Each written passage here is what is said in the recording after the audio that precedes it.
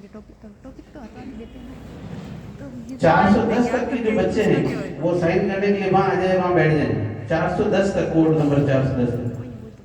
माननीय सम्मानित मंच, सम्मानित शिक्षकों और प्यारे साथियों, आदर, अभिनंदन, आभार, नमस्कार। हमारी बहुत ही सुंदर परंपरा पर्यावरण संरक्षण, अतिथि देवो भव के भाव को निभाते हुए आज का विषय है कचरा प्रबंधन की ओर कदम। साथियों, हम विकास की दौड़ में इतनी तेजी से भाग रहे हैं कि कभी कभी लगता है कहीं ऐसा ना होगी हम दौड़ जीत जाएं, लेकिन धरती हार जाए। कुमार विश्वास जी कहते हैं कि धरती केवल हमारी ही नहीं, आने वाली पीढ़ियों की भी अमानत है। और सच यही है, सतत विकास का मतलब ऐसा विकास जो आज भी मुस्कान दे और कल भी उम्मीद बनाए रखे। इसी क्रम में मैं ऐसे विद्वान व्यक्ति की बात करना चाहूंगी जिन्हें राष्ट्र ने पहचाना और सम्मान दिया। हाँ, मैं बात कर रही हूँ पद्मश्री से सम्मानित आदरणीय सुंदरलाल बहुगुणा, जिन्होंने पर्यावरण के क्षेत्र में अद्भुत कार्य किया। हमें ऐसे उदाहरण एक नहीं अनेक चाहिए ताकि आने वाली पीढ़ियां गर्व कर सके। दूसरा है ग्रीन ग्रोथ। ग्रीन ग्रोथ का अर्थ है वह आर्थिक विकास जिसमें पर्यावरण को नुकसान नहीं पहुंचे, रोजगार बढ़े, संसाधन भी सुरक्षित रहे। ग्रीन ग्रोथ के मुख्य 3 स्तंभ है: स्वच्छ ऊर्जा, कम प्रदूषण वाले उद्योग, संसाधनों का समझदारी से उपयोग, जैसे जंगल, पानी, हवा, सबको बचाकर। आज दुनिया जिस बड़े संकट का सामना कर रही है वह है जलवायु परिवर्तन। बढ़ता तापमान, अनियमित बारिश, ग्लेशियर, प्रदूषित हवा, ये संकेत करते हैं कि धरती थक चुकी है, हमें चेतावनी दे रही है। लेकिन बड़े गर्व की बात है कि इस संकट से लड़ने में भी भारत दुनिया का नेतृत्व कर रहा है।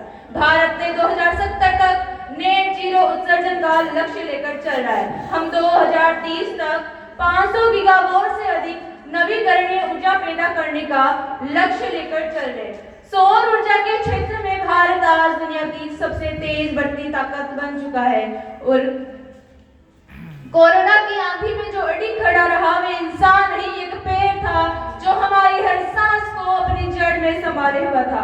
मत्स्य पुराण का एक श्लोक है: 10 कुंभ समावापी 10 वापी समो हृदय, 10 हृदय समय पुत्रो 10 पुत्रो समय तुम्हें। अर्थात 10 कुओं के बराबर एक बावड़ी, 10 बावड़ी के बराबर एक तालाब, 10 तालाब के बराबर एक पुत्र, 10 पुत्र के समान एक वृक्ष होता है। जी हाँ, एक वृक्ष होता है। अब हम बात करते हैं अरावली।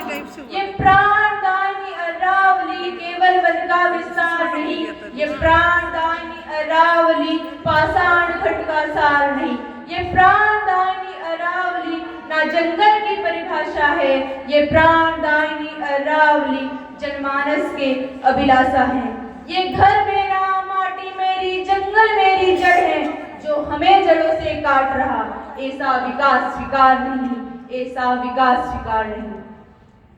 अब हम बात करते हैं राजस्थान की वन रक्षिका जंबेश्वर भक्त आदरणीय अमृता देवी जी की, जिनके अदम्य साहस, दृढ़ संकल्प ने इतिहास में पहली बार पेड़ों को बचाने के लिए बलिदान दे दिया।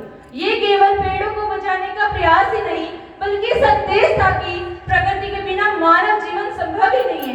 उन्होंने सिखाया कि पेड़ हमारे प्राण है, पर्यावरण हमारी श्वास है और प्रकृति हमारी माता है।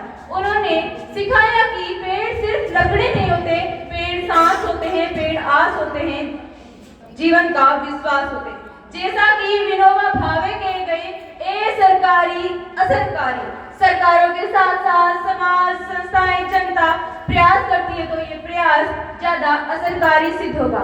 सतत विकास कोई नारा नहीं, ये धरती माँ से दिया हुआ वचन है। ये वचन है, हम संसाधनों को लूटेंगे नहीं, संभालेंगे, प्रकृति को मिटाएंगे नहीं, बचाएंगे। पर्यावरण संरक्षण में मां भारती के सिरमौर बनकर विश्व गुरु के सिंहासन पर पुनः सिंहासनारूढ़ हो भारत। क्यों? क्योंकि गौरवशाली था भूतकाल, भविष्य भी महान है अगर संभाले हम जो वर्तमान है, जो वर्तमान है। इसी के साथ सिंह के गर्जन के भांति नेतृत्व क्षमता के साथ मैं युवाओं का आह्वान करना चाहूंगी। उठो जवान, देश की वसुंधरा पुकारती, उठो जवान, देश की वसुंधरा पुकारती। ये देश है पुकारता, पुकारती मां भारती। ये देश है पुकारता, पुकारती मां भारती। इसी के साथ मैं अपने शब्दों को यही विराम देती हूँ। जय हिंद, जय भारत। वर्कशॉप मैं प्रतिभागियों को